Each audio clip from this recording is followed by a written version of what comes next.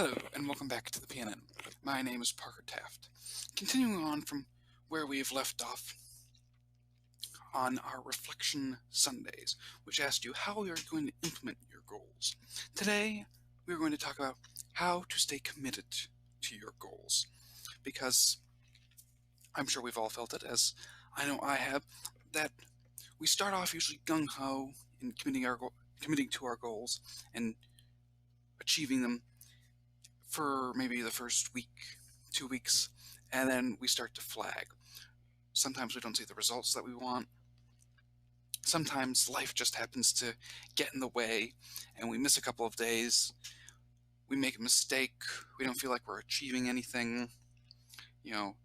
Inertia starts taking over. Oh, I'll have to get out of bed. I'll have to get dressed. I'll have to go to the gym to run that lap, etc. We can find it very hard to stay committed to the goals we set and started out on.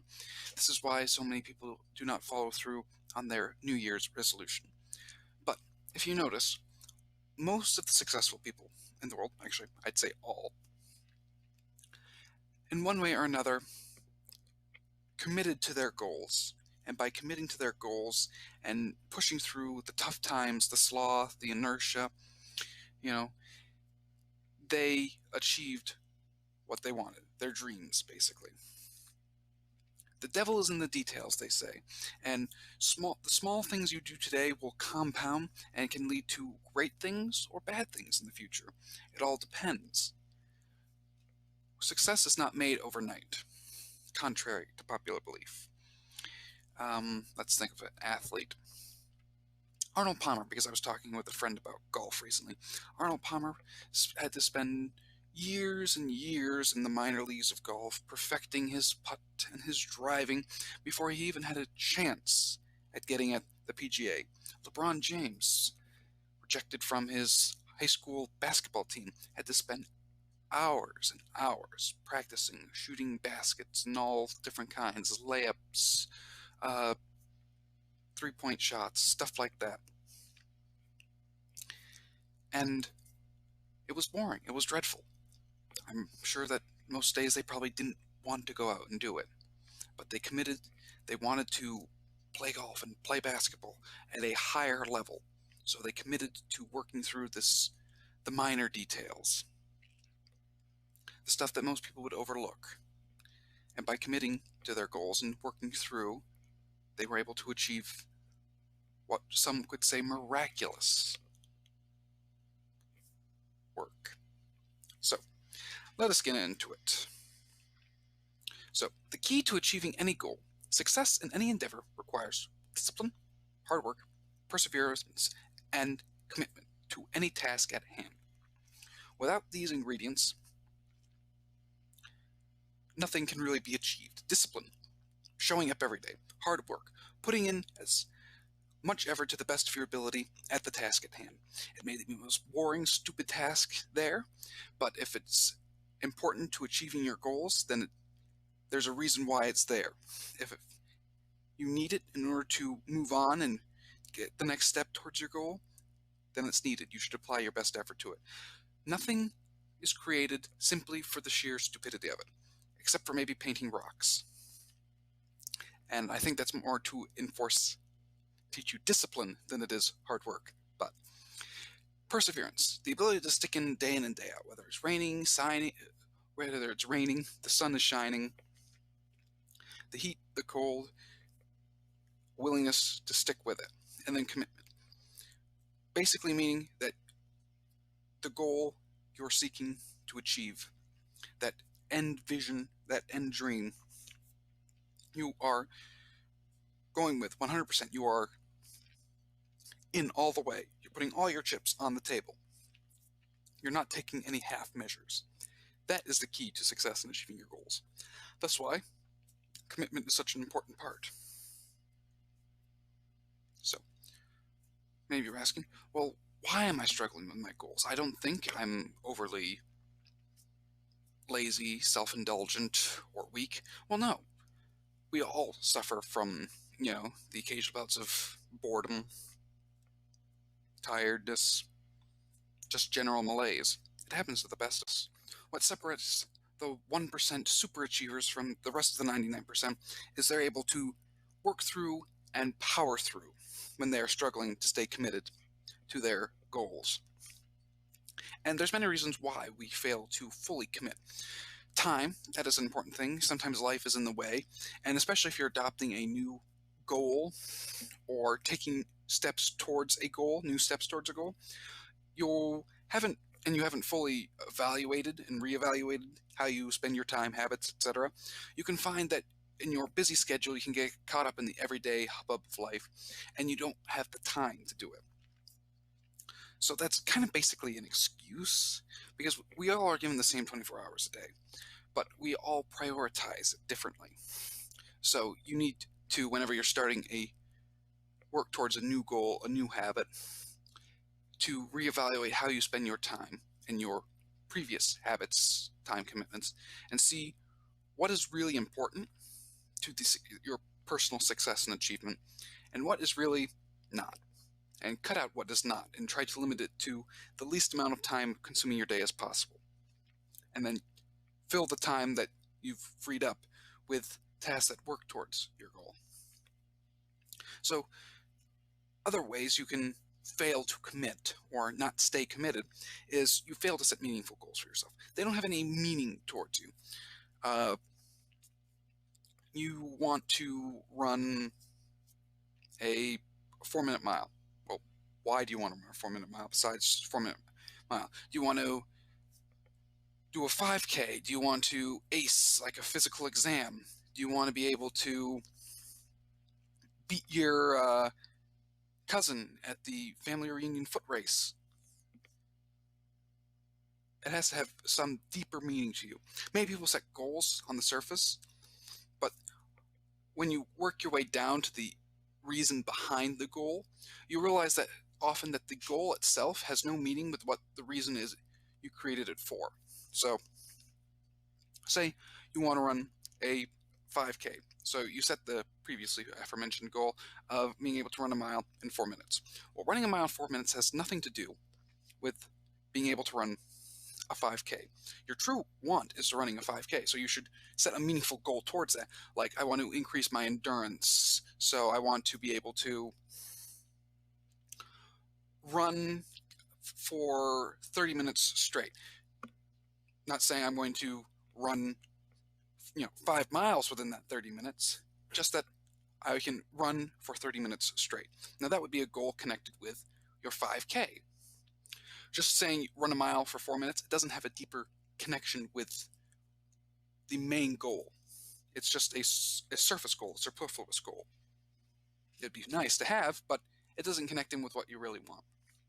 2, you have too many. Many people, when they set goals, they tend to go overboard.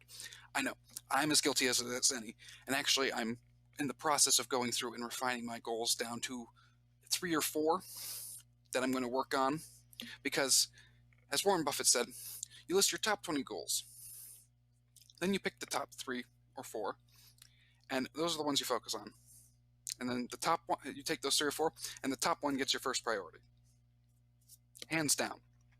Because if you try to work on all 20 at the same time, that effort is going to be dispersed thousands and thousands of times. So you may become all right, maybe even good at those 20 things, but you'll never achieve the success you want than if you committed to just those 3 or 4 goals, or even to just that one top goal of yours. So narrow it down. Define what it is you truly want, and what is just superfluous to the goals, the dreams that you've already envisioned, the top ones, the ones that held the most meaning towards you. 3rd, not having a plan or strategy to achieve your goals. Again, I've been guilty of this. Basically, you don't have a plan or any idea on how you're supposed to go about doing it. Let's go back to the running a mile example. So, you want to run a mile in 4 minutes. Well, that's tough, very tough. Many experienced runners have difficulty running a mile in 4 minutes. So, you have to attack it with a strategy. You can't just buy a pair of running shoes and go out and run. I know, Science kind of ironic coming from a channel that advocates for taking action. But we must be realistic. Would you jump out of a plane if you hadn't first read the manual on how to deploy your parachute? I know I sure the hell wouldn't. In fact, I would make sure I knew how that parachute worked inside and out before jumping out of that plane. So why not with your goals? Why do you set out towards working towards your goals without knowing how you're going to achieve them or actually having some general idea? And you don't need to go completely in depth with this. You can refine and evolve as you go along on your path of personal development towards your goals and dreams. But you shouldn't just walk out into the night without a flashlight, because you're going to end up running into a tree eventually, or something else not so nice. So try to develop at least a rough plan or strategy. It doesn't need to be something major. So, all right, I want to run a mile in 4 minutes. So I'll start running a mile or mile and a half 3 times a week, and I will time myself each time. And it's also a good way to measure progress, because that's an important part of staying committed to your goals, is measuring how far you've come along in your progress towards your goal. So it's not extravagant. It's not, uber duper. It's not involving 1,000 moving pieces and hundreds of hours of research, but it's also not just going outside and running until you drop. We all can't be Usain Bolt, and even he had a plan and strategy towards his training. And then lastly, not knowing why your goals are important. I know this may seem like, oh, isn't the same as you fail to set meaningful goals for yourself? True, I can agree with that. But not knowing why your goals are important is you don't have a big picture. Again, I think this ties in with both our not having a plan or strategy and having failed to set meaningful goals. The goal has to be meaningful for yourself. And then the goals within the goal, the mini goals, the steps that you take to reach that goal, have to be part of a big picture. If you set a big one and then you set a smaller one to reach that big one, it has to be important to achieving that. It can't be something that's tangentially related to it. So, those are why you're struggling to stay committed to your goals. Like that man trying to push a rock up a hill. That's why you need to stay committed to those goals. Struggle is the important part of growth. So, why you need to stay committed? Well, basically, 1, you're never going to achieve your goals unless you stay committed to them. 2, it'll really hurt your self-esteem and confidence if you continually set goals and then not achieve them. So, by the inverse, you can build self-esteem and confidence in yourself and your abilities. 3, staying consistent, committed, and perseverance builds grit and resilience, which helps you surmount obstacles and achieve even bigger goals down the road. Remember, it compounds. The devil is in the details. And lastly, by staying committed, you will gain the respect and admiration of your peers, as well as help from sources you didn't know exist. By staying committed and just going that 1 mile farther, working that 1 extra hour, you can achieve and surpass those of your peers who maybe have stopped that 1 mile back, or stopped at that hour, or gave up before they reached the finish line. Whereas you reached the finish line, and you may see success that you would never dreamed of had you given up that mile back. Think of your goals as a chain. The chain is only as strong as its weakest link. And if you fail and your commitment is the bond of the chain that keeps the links together. If you fail to commit, that link will break, which will break the chain, which, psychologically speaking, can lead to lower self-esteem, lower confidence, etc. Whereas if you achieve something, you achieve your goals, you stay committed and you persevered through it all, you got the discipline, that bond gets stronger, and you have more confidence, self-esteem in yourself. And it gets stronger and stronger. And soon you're able to build a very long chain of goals and successes that you've got. Not saying that there isn't going to be pitfalls, there isn't going to be good and bad days, but by disciplining yourself You'll slowly and gradually build that chain until you reach your penultimate goal. Moving on swiftly. So, strategies to stay committed. Well, there's a plethora out there, and from the articles I've read and from my own personal experience, I've condensed a few here. But I advise that once you take your personal reevaluation and your plan to implement your goals, to find what works for you. Do a little research on the side. These are just a few strategies that I think have been helpful for me and will be helpful to you. So, 1. Keep your goals visible. Write them out on cards, in a journal, or on a vision board. I've actually only recently adopted this. I know, crazy. But I write in my journal each night my goals for the day ahead. And I tie them in with my larger goals. For example, trying to get this channel up to 100 subscribers. That's a goal of mine to hopefully be done by October. So maybe you guys can help me by sharing this with your friends and subscribing, but we'll leave that for another time. Or I've also started working on a vision board. Nothing fancy, just a Google Doc with some photos of what I want to achieve, and posting it on my background for my computer, so I see it each time I open my computer. Next, create successful habits. I know we're going back to this, but I really want to emphasize, and there's one thing you take away from this episode, is the devil is in the details. Small things that you do every day can help you reach your goals, or can derail and distract you from those goals. So you have to be conscious of your habits, for they will make you if you don't first make them. If you have a bad habit, that bad habit will compound and compound and compound, and all of a sudden you'll find your time consumed by bad habits. Same with good habits. And the good habits can help you stay committed to your goals, stick towards what you want to achieve. By building systems of habits, you take the idea of will out of it. Oh, I don't feel like it today. You take that sort of I don't feel like that out of it. It's just something you do, like a machine. And you, after the first month and a half, you don't become conscious of it anymore. You just do it. So you just go through the motions, and then you achieve your goals basically on autopilot. You set them, you have your plan, you move forward. I advise reevaluating them along the way, but if you build them into habits, you'll see your success multiply a lot quicker than if you were having to consciously choose to do it every day. The first month's going to be tough because you'll have to consciously choose to do that habit. But once you have built up that repetition, that sort of repeated action over the month, you'll start, it seems to come naturally to you, and it's just something that you do. And same goes for breaking bad habits. You have to be conscious in not doing that particular habit.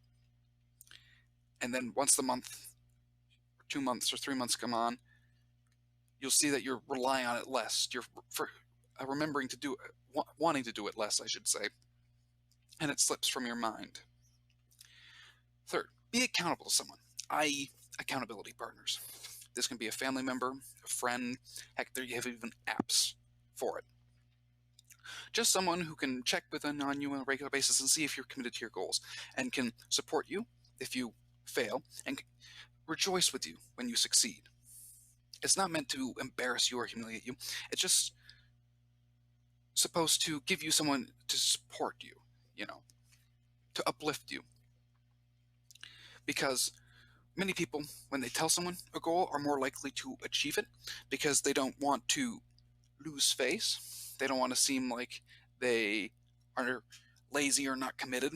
So it's like it's tricking the brain to do something that's good for it in achieving your goal by telling someone else. So that person can force you to stay accountable to yourself. Because if it just stays within your head, your brain will come up with excuses, and you'll have no reason not to do something. You'll just say, oh, I don't want to do it today, so you push it off, and you push it off. But with an accountability partner, they'll call you on the carpet if you do that and ask why. And you'll have to explain why. Many people don't want to have to explain why. So they do it to avoid having to explain why they didn't do it. And eventually, after you build the habit, it becomes natural. Fourth, Use commitment devices. This is the method of locking yourself into a habit or behavior that you might otherwise not want to do. And there are essentially two types of commitment devices: positive reward or negative, take away or risk something. So, a good example for me would be exercising. Now, I've gotten really into the habit of exercising and tried to do it almost on a daily basis. But when I first started, I was having difficulty getting out of bed in the morning to do it. So I started eating protein bars, both because I wanted to build muscle and sort of as a reward for myself. I was like, I'll only eat it if I exercise. And by only eating it after I exercised, it was sort of an incentive for me to exercise. So that would be an example of a positive commitment device. A negative one would be, say, you schedule an automatic payment every day of $5 to a friend of yours if you're not up by, say, 6 o'clock. So if you're not up by 6 o'clock and haven't canceled it by then, the payment goes to your friend. So you will be losing money every day until you start waking up consistently at 6 o'clock. Now that's a bit of an extreme one, but I think it's a good example. And they can be quite effective. There's several apps on phones and tablets that you could use to help you along this journey. So I advise you look into it. Measure your progress regularly. That's important with any goal setting. Practice self-discipline. I think that can tie in with use of commitment devices and being accountable to someone. And lastly, focus on the small victories. As I said, and I've repeated several times during this video, the devil is in the details. The small things will eventually compound to give you big things. Imagine a snowball. You have a small snowball that you make at the top of the hill, and you push it down. And as it goes down, it gets bigger and bigger and bigger. And soon it's the size of a house. That's what the small victories get you. If you focus on the small victories, you'll eventually start winning the big victories. If you focus on the small details, you'll eventually get the big stuff right. So, actionable advice, because we are all about taking action. 1. Write down your goals and put them where you can see them, every day, without fail. And a piece of advice personally from me: daily check-ins. Writing down your to-do list for the next day, the night before. Do daily check-ins on how you're working towards your goals, and hold yourself accountable to them. 2. Set aside time to regularly check up upon and measure your progress towards your goal. Again, I think that can tie in to the journaling aspect previously mentioned. 3. Find a friend or family member to be an accountability partner. Or, if that doesn't work, use an accountability device, such as the commitment devices we mentioned previous. 4. Reevaluate your habits. Keep the good ones, get rid of the bad ones. And be consistent. Stick with it, and you'll see your results compound over time, and soon you will achieve your goal, sometimes without even realizing it. So, that rounds it up for today. As always, here are my sources and further reading for your perusal. I will leave them in the description below. I hope you liked this video, and I hope you can help me reach my goal of reaching 100 subscribers by October. Share with friends and family you think might find this helpful. As always, this is the PNN Broadcast, signing off.